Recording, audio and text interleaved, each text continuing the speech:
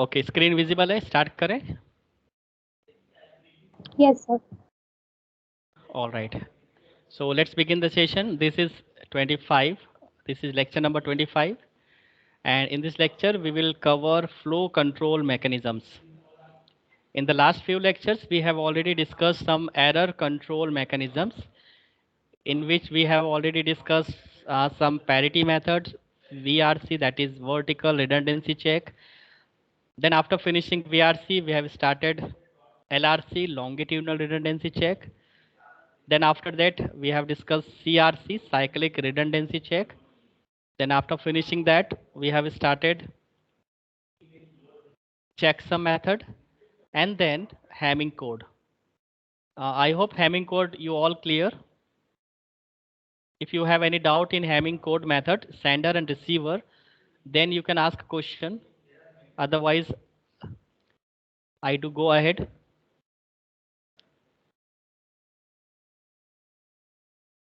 किसी को अगर कोई प्रॉब्लम हो हैमिंग कोड में तो डिस्कस कर सकते हैं। आपको समझ आ गया था हैमिंग कोड सभी को, सेंडर और receiver?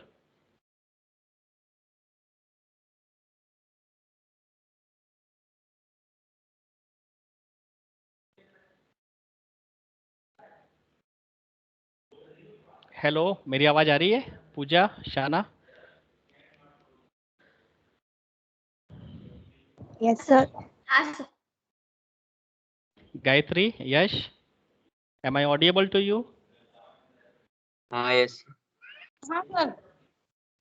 Okay, Hamming code technique पता चली थी किस तरह से कैलकुलेशन हुए, सेंडर साइड रिसीवर साइड?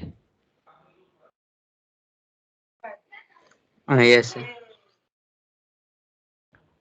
पूजा, शाना, डाउट तो नहीं है?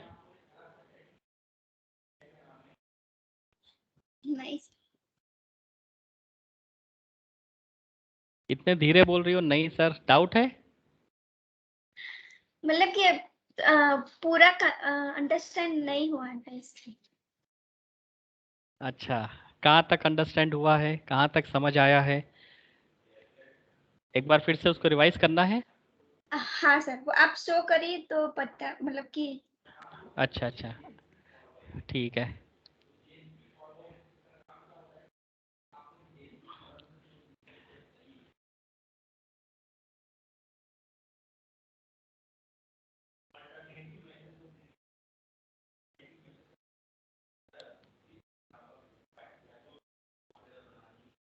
ओके, हैमिंग कोड में सबसे पहले आपको ये समझ आ गया फॉर्मूला क्या है?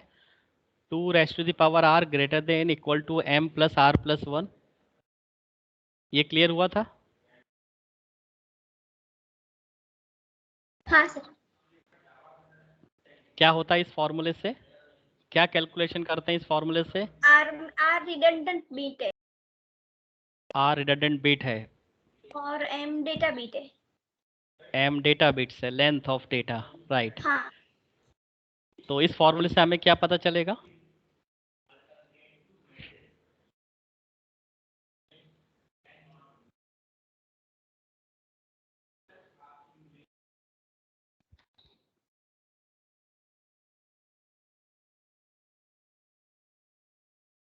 यश, इस फॉर्मूले से हमें क्या पता चलता है? Different states, sir. Different states, total redundant bits हमें पता चलती है। पता था, लेकिन कंफ्यूज थे कि वही हाँ। आंसर है या नहीं। नहीं, आप तो बोल दिया करो आंसर, सही होगा तो हाँ ओके, सर, गलत होगा तो पता मैं था आपको कि करेक्ट कर redundant दूंगा। बीट है। ओके ओके, आंसर को मन में मत रखा करो सभी, जो भी आए ना, सही हो गलत हो, बोलना सीखो, है ना? हाँ सर। ठीक, तो 2 raised to the power r greater than equal to m plus r plus 1 से हमने ये कैलकुलेट किया था कि r की किस वैल्यू से ये फॉर्मूला सेटिस्फाई होता है। तो हमने देखा था कि r की यदि वैल्यू हम 4 रखते हैं तो ये फॉर्मूला सेटिस्फाई हुआ था। तो हमें 4 रिडंडेंट बिट्स रिक्वायर्ड है इस फॉर्मूले के अकॉर्डिंग। अगर हमारे पास डेटा लेंथ अगर 7 बिट का है तो हमें 4 रिडंडेंट बिट लगती है। तो इस फॉर्मूले से हमें केवल इतना पता चला कि 7 बिट के अंदर अगर कोई एरर आती है और उसमें हमें आइडेंटिफिकेशन करना है एरर का, कि जो हमने डेटा रिसीव किया है वो ओके है या नहीं, तो हमें उसके साथ 4 एक्स्ट्रा बिट ऐड करनी पड़ेगी। ये हमने फाइंड आउट किया। तो टोटल हमारे पास 7 + 4 11 बिट का हमारे पास एक डेटा तैयार हुआ था। डेटा तैयार होने के बाद हमने ये सीखा था कि उसको हमें इंसर्ट कैसे करना है, इंसर्ट कैसे करना है, डेटा कैसे एंटर होगा अरे के अंदर, और रिडंडेंट बिट कैसे एंटर होगी अरे के अंदर। तो टोटल 11 बिट, दैट इज़ 1 से लेके 11 तक हमने इंडेक्सिंग कर दी, एक अरे प्रिपेयर किया, और राइट टू लेफ्ट हमने डेटा फिल करना स्टार्ट किया, और लेफ्ट टू राइट हमने रिडंडेंट बिट को फिट करना स्टार्ट किया था। फिर ये पता किया था कि रिडंडेंट बिट हर एक लोकेशन पे नहीं लग सकती, उसकी एक प्रॉपर लोकेशन है। तो वो लोकेशन हमने आइडेंटिफाई करी थी कि 1 2 4 8 16 32 64, इस तरह से इस पर्टिकुलर पोजीशन पर ही रिडंडेंट बिट लगती है। तो हमने 1 2 4 8, क्योंकि हमारे पास 11 बिट का डेटा है, तो हमने 1 2 4 8 पोजीशन पे रिडंडेंट बिट को लगा दिया, और फिर हमने डेटा को फिल कर दिया 11 10 9 इस तरह से। ये डी मतलब डेटा और आर मतलब रिडंडेंट बिट। अब क्योंकि हमारे पास 4 रिडंडेंट बिट्स थी, तो R1 R2 R3 R4 हम इस तरह से उसको नॉमिनक्लेट कर सकते हैं। और जो डेटा है D1 D2 D3, हमारे पास जो 7 बिट का डेटा था, हम उसको इस तरह से फिल कर सकते हैं।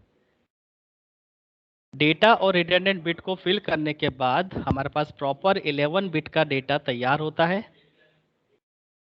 इसके बाद अब हम चेक करते हैं कि R1 का ये जो पर्टिकुलर सीक्वेंस है, इस पर्टिकुलर लोकेशन पर हमें चेक करना होता है टोटल नंबर ऑफ वंस। मतलब सेम पैरिटी का कॉन्सेप्ट लगाना है, जिसमें हमें इस अरे के अंदर इस लोकेशन पे जाना है 1 नंबर के इंडेक्सिंग पे, 3rd नंबर के इंडेक्सिंग, 5th नंबर के इंडेक्सिंग, 7 9 और 11, इन इंडेक्सिंग पे जाना है और हमें कैलकुलेट करना है। अगर 1 है तो उसको कैलकुलेट कर देना है, अगर नहीं है 0 है तो उसको छोड़ देना है। तो इस तरह से R1 कैलकुलेट करो, R2 कैलकुलेट करो, R4 कैलकुलेट करो, R8 कैलकुलेट करो। तो ये 4 रिडंडेंट बिट के प्रॉपर सीक्वेंस है। इन सीक्वेंस पर जाकर हमें 1 कैलकुलेट करना होता है, और अगर इवन है तो 0 सेट हो जाएगा, ऑड है तो 1 सेट हो जाएगा। तो R1 will take care of these bits, so 1 3 5 7 9 11 इस लोकेशन पर हमें देखना था। इसी तरह से R2 will take care of these bits, so 2 3 6 7। इसी तरह से R4 जो 3rd नंबर की रिडंडेंट बिट थी, जो 4th पोजीशन पर है, वो 4 5 6 7 लोकेशन पर चेक करता है टोटल नंबर ऑफ वंस। और जो R5 है, जो R8 है, 8th लोकेशन पर जो रिडंडेंट बिट है, वो 8 9 10 11 इस लोकेशन की बिट्स को कैलकुलेट करता है। चारों बिट्स कैलकुलेट होने के बाद हमें इस तरह से डेटा पता चल जाता है कि R1 की वैल्यू 1 आई, R2 की वैल्यू 0 आई, R3 की वैल्यू 0 आई, और R4 की वैल्यू 1 आई। और फिर फाइनली हमारे पास एक कोड वर्ड तैयार हो जाता है, जिसके अंदर एक्चुअल डेटा और रिडंडेंट बिट जो 1 2 4 8 पोजीशन पे लगा था, उसकी भी वैल्यू हमें रिजॉल्व कर ली। तो हमारे पास जो तैयार हुआ डेटा वर्ड, जो कोड वर्ड तैयार हुआ है, इस कोड वर्ड को अब हम सेंड कर देंगे रिसीवर की डायरेक्शन में। तो हैमिंग कोड सेंडर साइड इतना काम होता है। अब सेंड करने के बाद सपोज यहाँ से सेंड किया गया और यहाँ से रिसीव किया गया, तो ये सेंडर मशीन है, ये रिसीवर मशीन है। सेंडर सेंड करते समय सपोज यहाँ पर 1 था जो येलो से मार्क है। अब सपोज वहाँ पे एरर आ जाती है और वो 0 हो जाती है। So during the transmission suppose ये डेटा फ्रेम में इस पोजीशन पर जो 1 है वो अल्टर हो गया, चेंज हो गया, तो 1 से 0 हो गया। अब रिसीविंग साइड पर जो हैमिंग कोड फिर से इसको कैलकुलेट करेगी, R1 R2 R3 R4 चारों रिडंडेंट बिट्स का जो सीक्वेंस वो कैलकुलेट करेगी। उसके बेस पर वो चेक करेगा कि एरर है या नहीं। तो रिसीविंग एंड पर क्या होगा, ये रहा एरर डिटेक्शन। रिसीविंग वाला जो भी डेटा फ्रेम है उन पर हम फिर से अप्लाई करते हैं R1 का सीक्वेंस। R1 के सीक्वेंस में 1 3 5 7 9 11 इस पोजीशन पर हम कैलकुलेट करते हैं टोटल नंबर ऑफ वंस। ये टोटल नंबर ऑफ वंस देखा, ये ऑड है तो यहाँ पर आ गया 1। इसी तरह से दूसरे बार में हम R2 को चेक करते हैं, 2 3 6 7 10 11 ये R2 का सीक्वेंस था। रिसीविंग साइड पे फिर से इस सीक्वेंस पर total number of ones calculate होते हैं। इन पर देखा हमने तो इस पर भी ऑड निकला, तो यहाँ पर 1 से सेट हुआ पैरिटी। फिर थर्ड वाला जो सीक्वेंस है वो 4 5 6 7, इस पर हमने कैलकुलेट किया, again total number of ones 1 निकले, जो कि ऑड है। ऑड के केस में वापस से हमें 1 पता चला पैरिटी बिट। और फोर्थ के केस में 8 9 10 11 इस पोजीशन पर total number of ones calculate करें तो यहाँ पे 2 निकला, दैट इज इवन, तो यहाँ पे 0 आ गया। सो चारों सीक्वेंस से हमें जो बिट्स जनरेट हुई है वो हमें एक पोजीशन बताती है। 0111 ये बाइनरी नंबर सिस्टम है और इसको यदि हम डेसिमल में कन्वर्ट करें तो हमें 7 मिलता है। सो अगर रिसीविंग एंड पर चारों जीरो मिल जाते हैं इसका मतलब ये होता है कि नो एरर, तो डेटा फ्रेम हमें एक्सेप्ट करनी है। बट अगर रिसीविंग एंड पर R1 R2 R3 R4 अगर पूरे ज़ीरो नहीं मिलते हैं तो कुछ ना कुछ वन का कॉम्बिनेशन आ सकते हैं, और वन का कोई कॉम्बिनेशन आ जाता है तो वो डेसिमल की कोई वैल्यू बना देगा। और जैसे ही आपको डेसिमल की वैल्यू बन जाती है आपको पता चल जाएगा कि 7 पोजीशन पर एरर है। तो ये 7 पोजीशन यहाँ से निकल के आती है। अब आप इसको एग्जामिन करो, जब आपने सेंड किया था तब ये पोजीशन 1 थी, 2 3 4 5 6 7। तो 7 पोजीशन का जो डेटा था वो था 1, जो कि रिसीविंग करते समय 0 हुआ। तो रिसीविंग साइट पर जो मशीन है वो हैमिंग कोड के थ्रू पता कर लेती है कि 7th पोजीशन पर जो डेटा है वहाँ पर एरर है। अब उसको हम इफ और एल्स लगाकर अगर 0 है तो 1 कर सकते हैं, 1 है तो 0 कर सकते हैं। तो जो भी सीक्वेंस हमें जनरेट होता है वो पर्टिकुलर एक पोजीशन हमें बताता है, और उस पोजीशन पर जाकर हम कुछ लॉजिक अप्लाई करके 0 का 1 1 का 0 कर सकते हैं। इस तरह से हैमिंग कोड एक सिंगल बिट को डिटेक्ट भी कर सकती है और करेक्ट भी कर सकती है।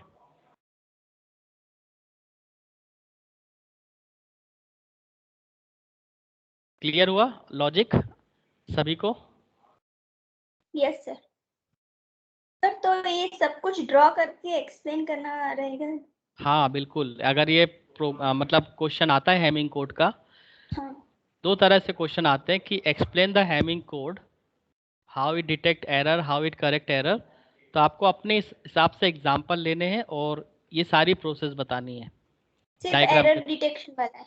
एरर डिटेक्शन करके बताना है। हम्म। और अगर हैमिंग कोड मेथड से आपको कोई सपोज बाइनरी नंबर दे दिया, फॉर एग्जांपल ये इस तरह से आपको डेटा वर्ड दे दिया जाएगा कि 1001101, इस डेटा में आपको हैमिंग कोड अप्लाई करना है और पता लगाना है कि इसमें किस पोजीशन पर एरर है।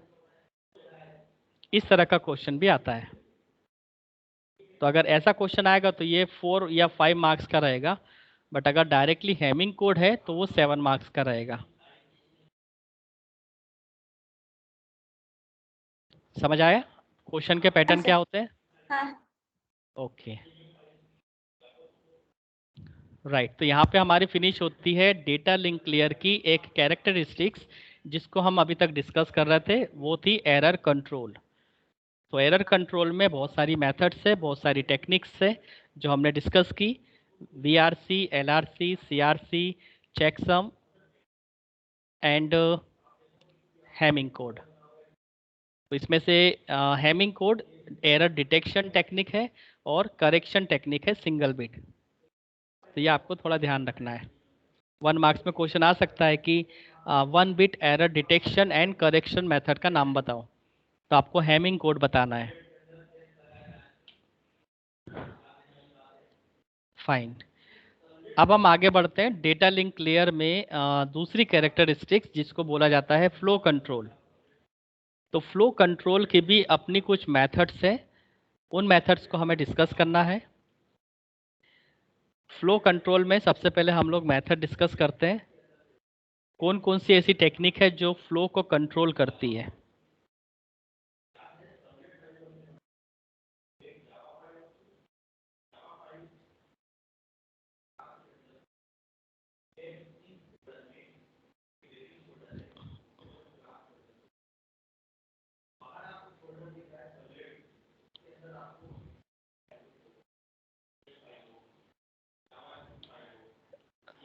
Design issue, error detection and correction. Unit third में हमने ये टॉपिक कंप्लीटली अभी फिनिश किया है। Elementary data link layer protocols, अब ये यूटोपियन सिंप्लेक्स प्रोटोकॉल, ये सभी प्रोटोकॉल जो सिंप्लेक्स स्टॉप एंड वेट है, protocol for an error free channel, simplex stop and wait protocol for noisy channel, sliding window protocol, exemplar data protocols, तो ये सारे protocol flow control में आते हैं। तो अब हम स्टार्ट करते हैं flow control mechanisms one by one. अब इन प्रोटोकॉल की वर्किंग आपको समझनी है। So explain various data link protocol for flow control. Question इस तरह से भी आ सकता है, या फिर आपको डायरेक्टली क्वेश्चन इस तरह से आ सकता है कि नॉइजलेस चैनल में सिंपलेस्ट प्रोटोकॉल क्या होते हैं, या नॉइजलेस चैनल में स्टॉप एंड वेट प्रोटोकॉल क्या होते हैं, इनकी वर्किंग बताइए, डायग्राम बताइए। या नॉइजी चैनल में जो कि प्रैक्टिकल सिनेरियो है कि अगर नॉइज़ अवेलेबल है नेटवर्क में तो स्टॉप एंड वेट ARQ किस तरह से काम करता है, go back and ARQ protocol किस तरह से काम करता है, सिलेक्टिव रिपीट, हालांकि ये सिलेबस में नहीं है, आपको केवल stop and wait and sliding window, stop and wait and sliding window discuss करेंगे। हम लोग दोनों प्रोटोकॉल डिस्कस करेंगे।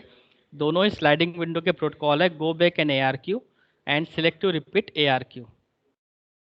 तो लास्ट के जो दो प्रोटोकॉल है वो स्लाइडिंग विंडो प्रोटोकॉल कहलाते हैं। अभी हम कॉन्सेप्ट डिस्कस करेंगे, क्या विंडोज़ है और क्या है स्लाइडिंग, क्यों वो स्लाइड करेगी। Will discuss everything properly. तो एटलीस्ट हमें 5 प्रोटोकॉल डिस्कस करने हैं, तब हमारा ये टॉपिक कवर होगा फ्लो कंट्रोल वाला। सो स्टार्ट करते हैं हम लोग फ्लो कंट्रोल। सबसे पहले हम नॉइजलेस प्रोटोकॉल, नॉइजलेस चैनल की बात करें तो हम एक ऐसा चैनल कंसीडर करते हैं जिसमें नॉइज़ अवेलेबल नहीं है, जो कि नॉन रियलिस्टिक है। ऐसा हो नहीं सकता कि नेटवर्क में नॉइज़ अवेलेबल ना हो। यदि हम कोई मैसेज सेंड करें या कोई मेल सेंड करते हैं तो श्योर नहीं होता 100% कि वो मेल या मैसेज रिसीवर को मिल ही जाएगा, राइट। तो फिर भी हम यहाँ पे एजम्पशन मान के चलते हैं कि एक ऐसा चैनल है जहाँ पे नॉइज़ अवेलेबल नहीं है। तो फिर फ्लो कंट्रोल कैसे मैनेज होगा, डेटा फ्रेम कैसे मूव करेगी सेंडर से रिसीवर की ओर।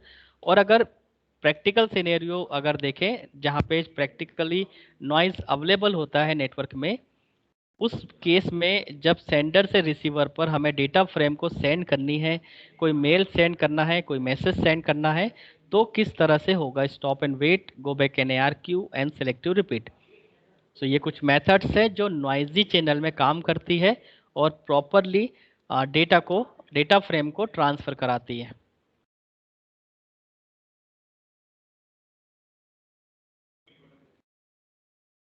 सो protocol for noiseless channel, assuming channel is error free. हम लोग क्या एज्यूम कर रहे हैं कि चैनल एरर फ्री है, नॉट रियलिस्टिक। ये तो नॉट रियलिस्टिक है, ऐसा होता नहीं है, बट फिर भी हम लोग डिस्कस कर रहे हैं। No need for error control, अगर नॉट रियलिस्टिक है, अगर चैनल में एरर है ही नहीं तो फिर एरर आने के चांसेस ही नहीं होंगे, इसलिए एरर को कंट्रोल करने की भी रिक्वायरमेंट नहीं है। इसका मतलब ये हुआ कि अगर नॉइजलेस चैनल में सेंडर के पास बफर में अगर कुछ डेटा फ्रेम्स अवेलेबल है तो वो बिना किसी हेजिटेशन के, बिना किसी टेंशन के सारी फ्रेम्स को वन बाय वन सेंड कर सकता है रिसीवर की डायरेक्शन में, और उसको पूरी गारंटी रहेगी कि उसकी सारी फ्रेम रिसीवर की ओर रिसीव होगी। क्योंकि नेटवर्क में नॉइज़ अवेलेबल नहीं है तो कोई भी फ्रेम, कोई भी बाइनरी बिट्स डैमेज होने के चांसेस नहीं है। तो सिंपलेस्ट और स्टॉप एंड वेट जो नॉइजलेस चैनल के प्रोटोकॉल्स है, ये कभी भी एरर डिटेक्शन करते ही नहीं। तो डायरेक्टली ये फ्लो करते हैं, इसमें कोई भी एरर आने के चांसेस नहीं है, और इसीलिए no need for error control, हमें एरर को कंट्रोल करने की ज़रूरत भी नहीं है।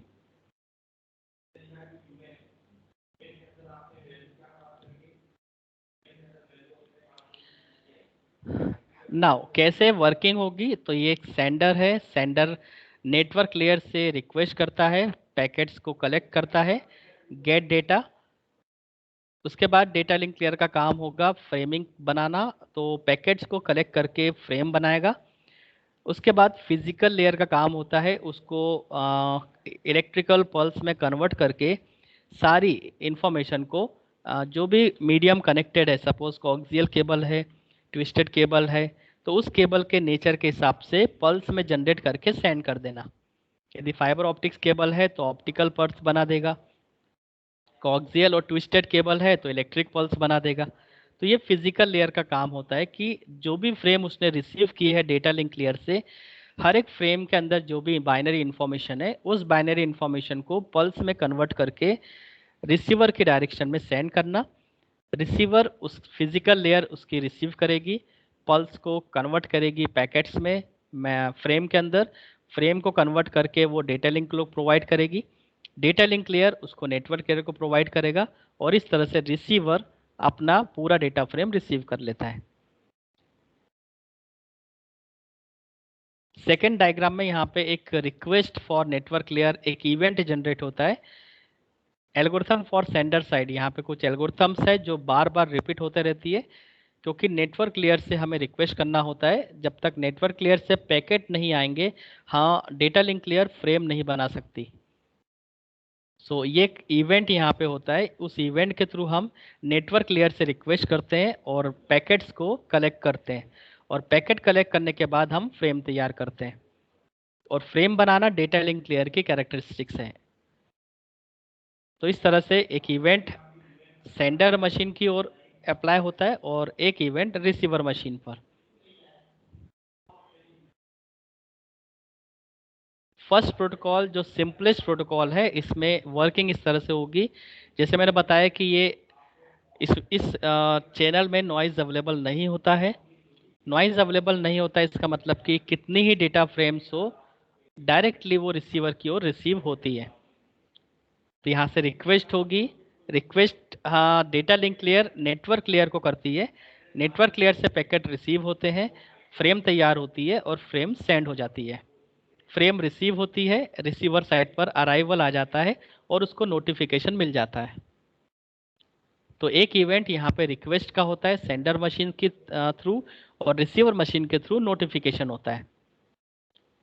इसी तरह से मल्टीपल रिक्वेस्ट होती रहती है, जितनी ज़्यादा फ्रेम्स यहाँ पे सेंडर के बफर में रहेगी उतनी frame one by one send होती जाती है, और रिसीवर हर एक फ्रेम को रिसीव करता जाता है, और अराइवल का नोटिफिकेशन रिसीवर मशीन को मिलता जाता है। अब क्योंकि इसमें एरर नहीं है तो नेटवर्क में कोई भी फ्रेम डैमेज होने के चांसेस भी नहीं है, और फ्रेम के अंदर कोई बिट अल्टर भी होने के चांसेस नहीं है, इसलिए डायरेक्टली सारी frames one by one receive हो जाती है 100%। तो ये था simplest protocol. Second protocol stop and wait mechanisms. Again क्योंकि नॉइजलेस चैनल है, यहाँ पे नॉइज अवेलेबल नहीं है, रिसीवर हैज़ लिमिटेड बफर। यहाँ पे रिसीवर साइड पर एक जो बफर है वो लिमिटेड होता है, तो वन बाय वन फ्रेम यहाँ पे रिसीव होगी, एक्नॉलेजमेंट जनरेट होगा, एक्नॉलेजमेंट सेंडर मशीन रिसीव करती है, उस एक्नॉलेजमेंट के बेस पे सेकेंड फ्रेम सेंड करती है। तो sender sends one frame at a time and wait for an acknowledgement. तो सिंपलेस्ट प्रोटोकॉल से थोड़ा सा एडवांस स्टॉप एंड वेट होता है, जो कि एक्नॉलेजमेंट फ्रेम के बेस पे नेक्स्ट फ्रेम को सेंड करता है। तो यहाँ पर भी आपको लेफ्ट हैंड साइड पे एक सेंडर मशीन दिखाई दे रही होगी, राइट हैंड साइड पर रिसीवर मशीन। सेंडर मशीन का काम होता है फिर से एक इवेंट जनरेट करे और उसके बेस पर नेटवर्क लेयर से रिक्वेस्ट करे कि जो भी उसके पास पैकेट्स हैं उनको सेंड करे। नेटवर्क लेयर सारे पैकेट्स को सेंड करता है, डेटा लिंक लेयर उन पैकेट्स को रिसीव करती है और पैकेट से फ्रेम बनाने स्टार्ट करती है। फ्रेम बनने के बाद multiple frame data link layer तैयार करती है और फिर एक एक करके फ्रेम को सेंड करती है। तो frame data link layer send कर देती है फिजिकल लेयर को।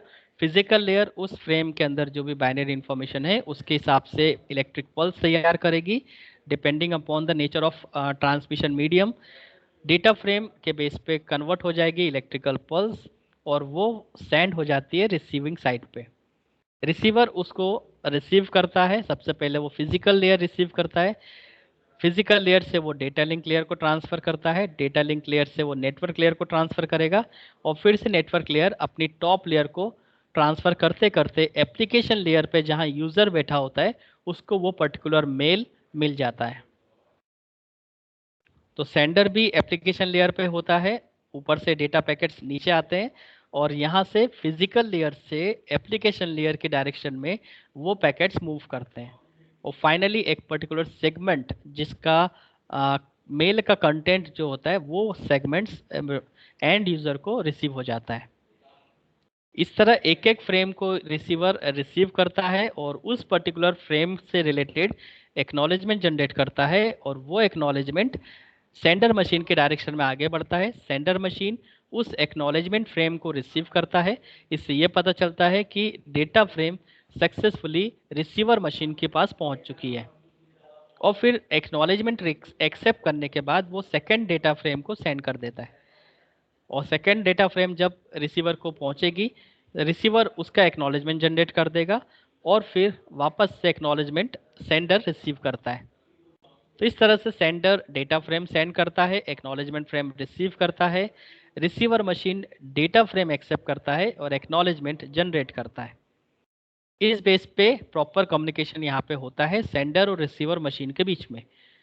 तो जितना भी सेंडर मशीन के बफर में डेटा फ्रेम्स हैं वो सारा इस पैटर्न में सेंड हो जाता है।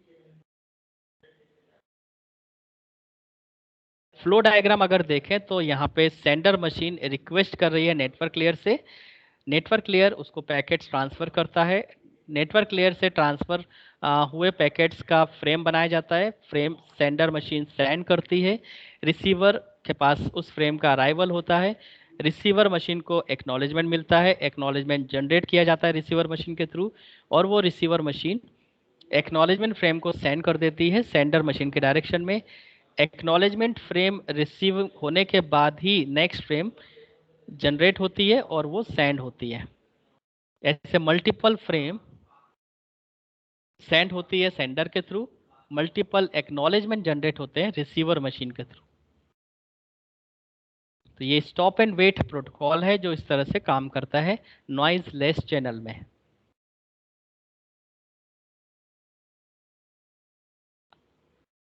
थर्ड होता है हमारा जो रियलिस्टिक चैनल है दैट इज नॉइजी चैनल।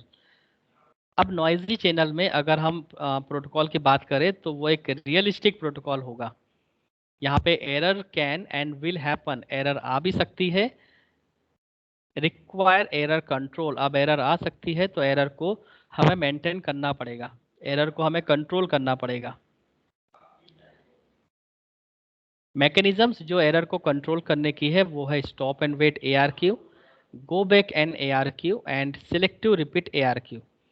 तो ये तीन मेथड है, इसी मेथड को हम प्रोटोकॉल भी बोलते हैं, मैकेनिज्म्स भी बोलते हैं और इसी मेथड के थ्रू हम एरर को डिटेक्ट करते हैं और फ्लो को कंट्रोल करते हैं।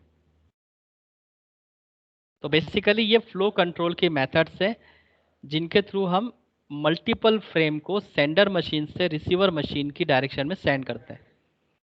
हालांकि हर एक फ्रेम में ट्रेलर पोर्शन में कुछ हम मेथड का नाम मेंशन करते हैं जिससे ये पता चलता है कि अगर उस फ्रेम में फ्लो के समय अगर कुछ एरर आ जाती है तो किस मेथड से हम एरर को डिटेक्ट करने वाले हैं।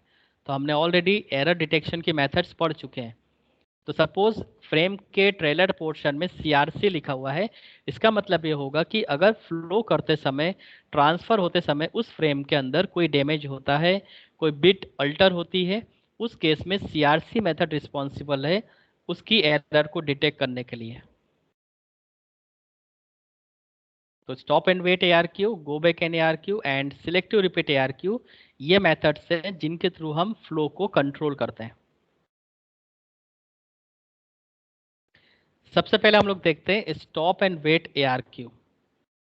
Stop and wait ARQ, stop and wait ARQ, इसका नाम इस तरह से है।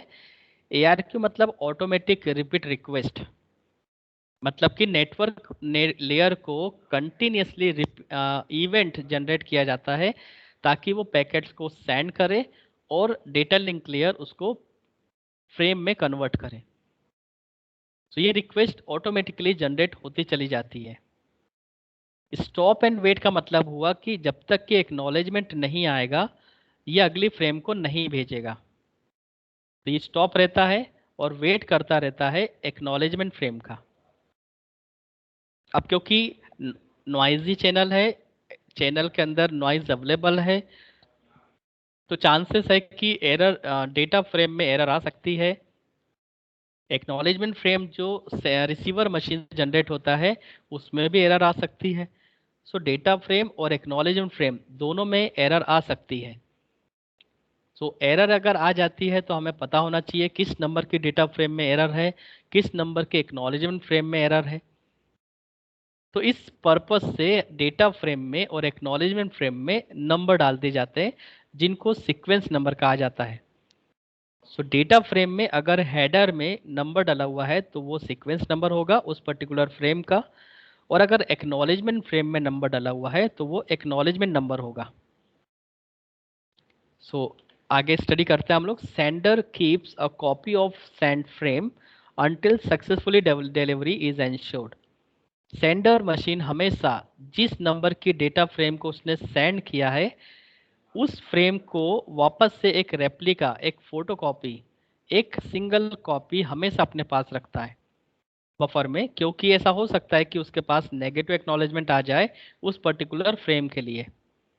सो अगर सीक्वेंस नंबर सपोज 2 है, 2 नंबर की डेटा फ्रेम के लिए कोई नेगेटिव एक्नॉलेजमेंट जनरेट होता है तो सेंडर अपने बफर से उसकी एक कॉपी जनरेट करेगा और रीट्रांसमिशन कर सकता है।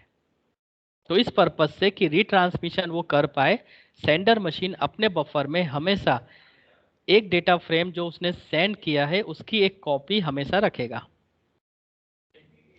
Sender keeps a copy of sand frame until successfully delivery is ensured.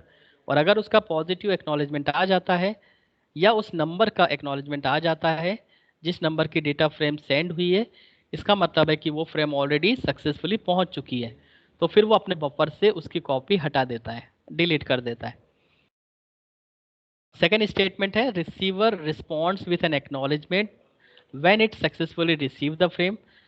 Receiver का काम है कि जो भी फ्रेम रिसीव करता है उसके लिए एक्नॉलेजमेंट जनरेट करे। अगर सपोज फ्रेम नंबर 0 जनरेट हुई है तो वो एक्नॉलेजमेंट नंबर 1 जनरेट कर देगा। एक्नॉलेजमेंट नंबर ये बताता है कि सेंडर को नेक्स्ट टाइम 1 नंबर की फ्रेम सेंड करनी है। 1 नंबर की फ्रेम अगर रिसीवर रिसीव करता है तो एक्नॉलेजमेंट 0 जनरेट हो जाता है। तो एक्नॉलेजमेंट 0 का मतलब ये होता है कि 0 नंबर की फ्रेम अब सेंडर मशीन को सेंड करनी है। सो 1010 के केस में इस तरह से कम्युनिकेशन प्रॉपर चलता रहता है और सेंडर मशीन कई सारी जो डेटा फ्रेम्स है जितनी भी उसके बफर में है वो सेंड कर देता है और रिसीवर 1 बाय 1 रिसीव करता रहता है।